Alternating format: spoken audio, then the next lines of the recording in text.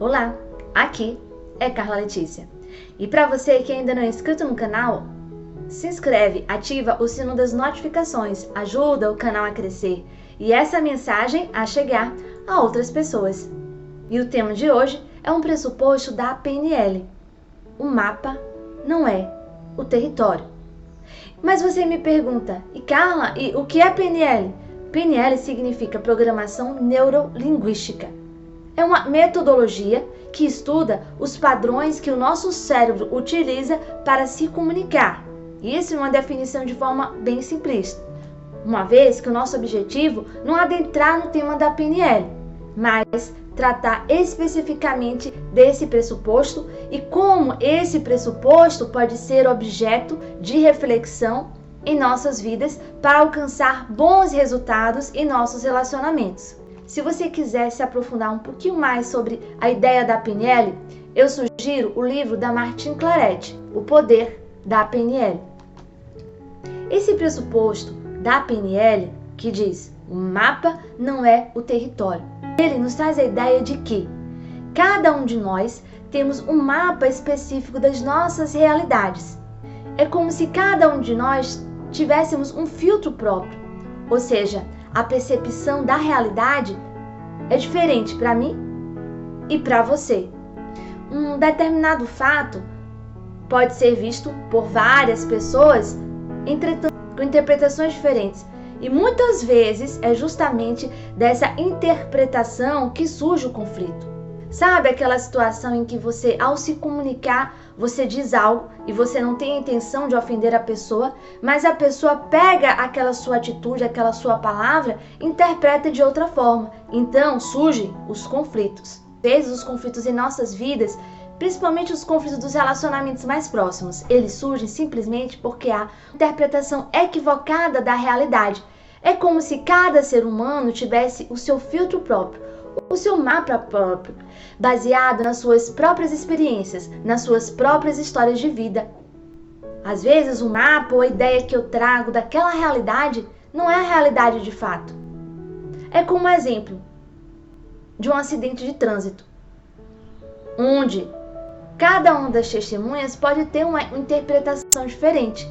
E essas interpretações nos relacionamentos acabam trazendo e criando conflitos desnecessários. Você já passou por uma situação em que você diz algo, mas você é interpretado de outra forma pelo receptor dessa mensagem? E aí gera-se um conflito? É justamente por isso, porque cada pessoa tem o seu próprio mapa, tem a sua própria interpretação da realidade.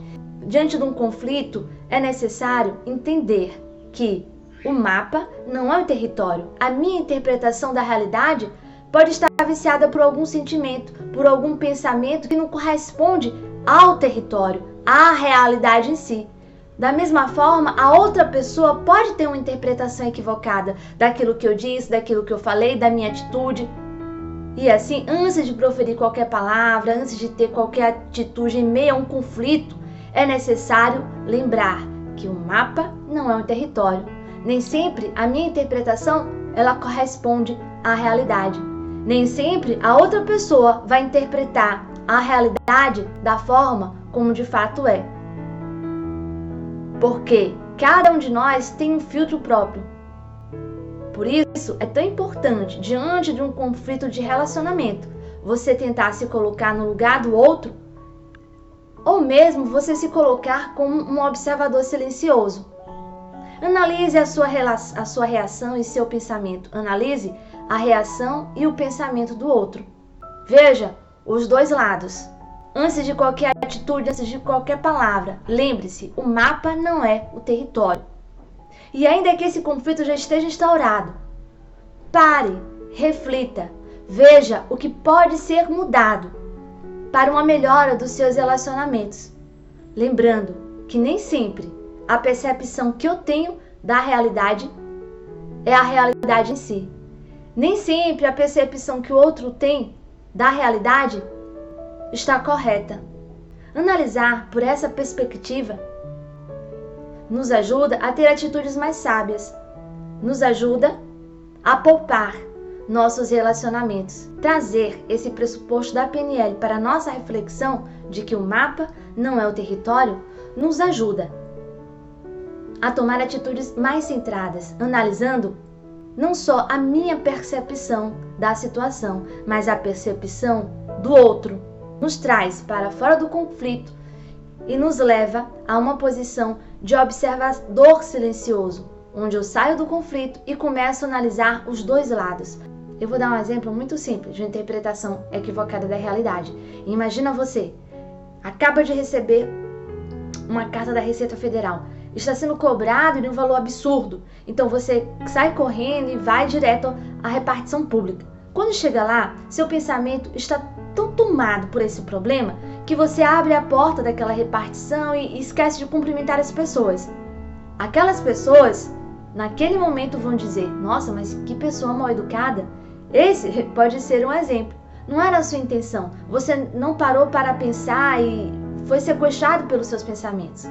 Sabe, lembrar desse pressuposto, o mapa não é o território, nos faz refletir sobre a situação, sobre os fatos, antes de realizar julgamentos e suscitar conflitos desnecessários. Na Bíblia tem um versículo que trata que Jesus, quando estava na cruz do Calvário, ele olha para aquelas pessoas que estavam acusando e pedindo a sua morte e diz: Pai, perdoa-lhes, porque eles não sabem o que fazem.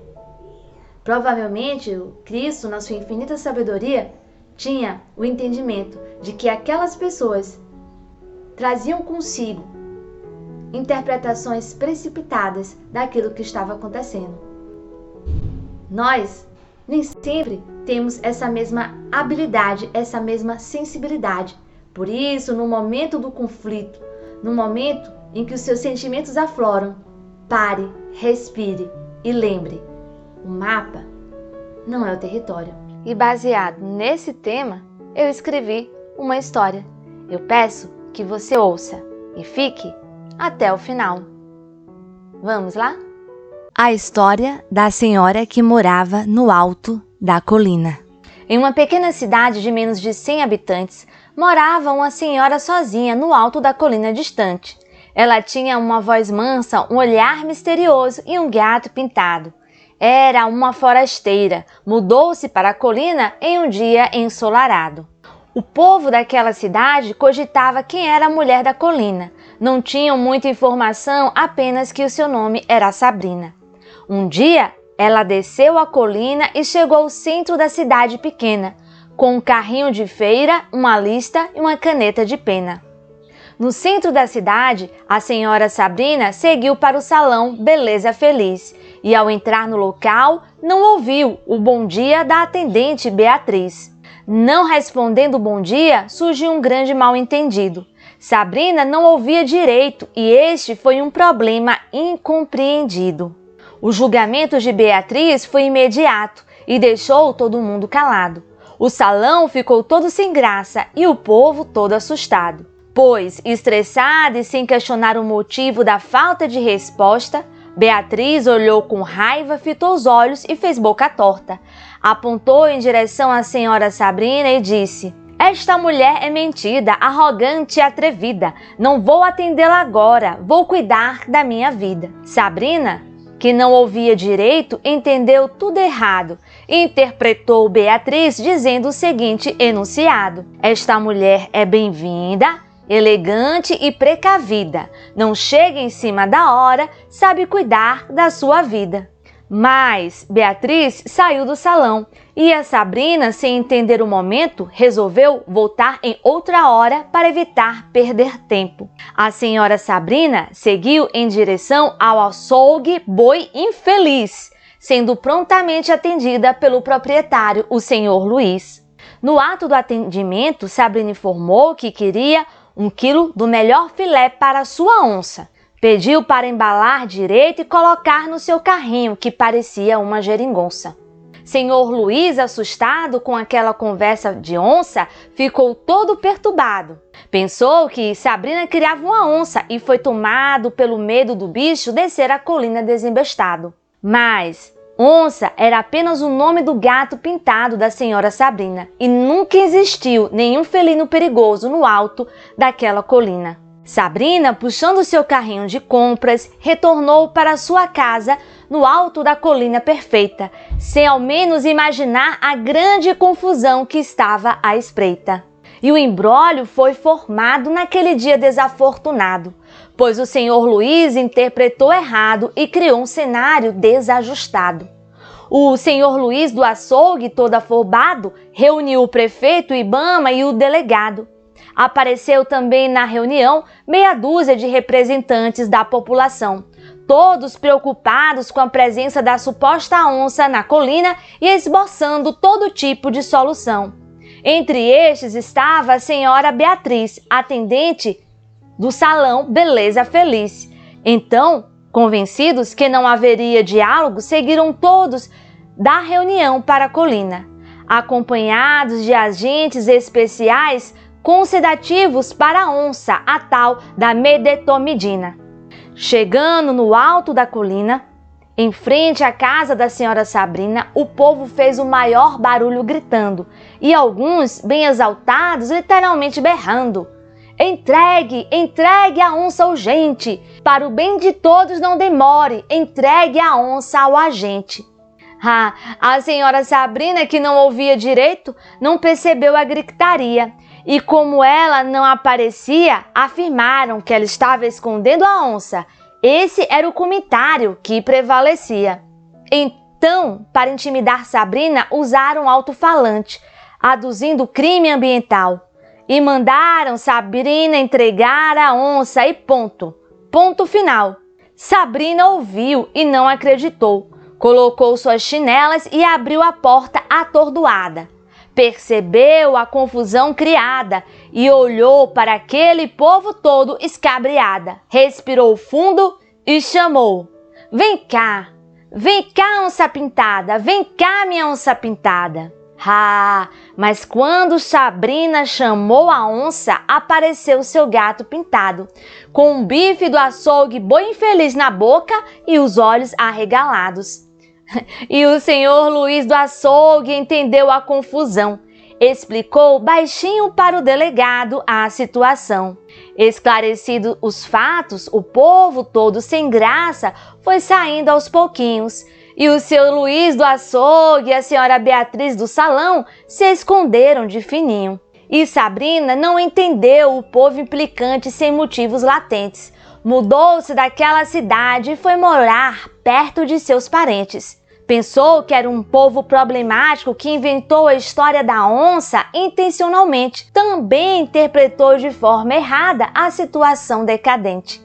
Pois a verdade é que o povo todo temeu um perigo iminente, que não passava de uma interpretação equivocada de suas mentes. Todo o conflito criado não aconteceu por liberalidade de intenção, mas foi um conflito suscitado por um equívoco de interpretação. O mapa não é o território.